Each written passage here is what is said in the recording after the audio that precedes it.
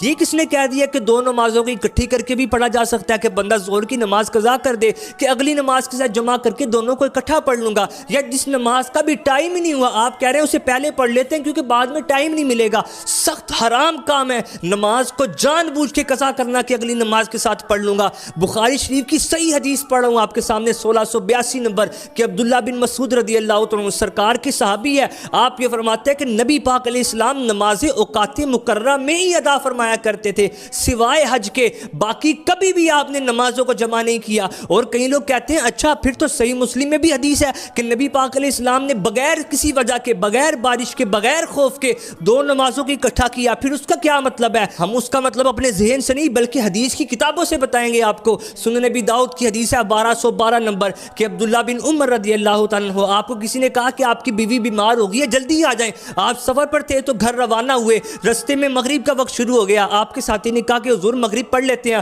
آپ نے کہا صبر کرو، جب مغرب کا آخری وقت آ گیا آپ نے رک کر نماز مغرب ادا کی۔ حدیث کے الفاظ ہے ثم انتظر حتی غاب الشفق کہ آپ نے پھر انتظار کیا یہاں تک کہ شفق غائب ہو گیا، جب عشاء کا وقت شروع ہو گیا آپ نے پھر عشاء کی نماز ادا کی، مغرب کو آخری وقت میں پڑھا، عشاء کو پہلے وقت میں پڑھا، پھر یہ کلمات ادا کیے کہ جب نبی پاک علیہ السلام کو جلدی ہوتی تو سرکار بھی اسی طرح نماز ادا کیا کرتے تھے۔ یہ ہے مطلب دو نمازوں کو اکٹھا کرنے کا کہ پہلی نماز کو آخری وقت میں پڑھو، دوسری نماز کو پہلی وقت میں پڑھ لو۔ ایک حدیث پڑھ کے بندہ کہے کہ مجھے سمجھ آ گیا، خود بھی گمراہ اور دوسروں کو بھی گمراہ کرے، اور ساری حدیثیں پڑھنی پڑتی ہیں۔ اس مسئلے کو اپنے تک نہیں رکھنا بلکہ اس کو شیئر بھی کریں تاکہ لوگ اس حرام کام سے بچ سکیں۔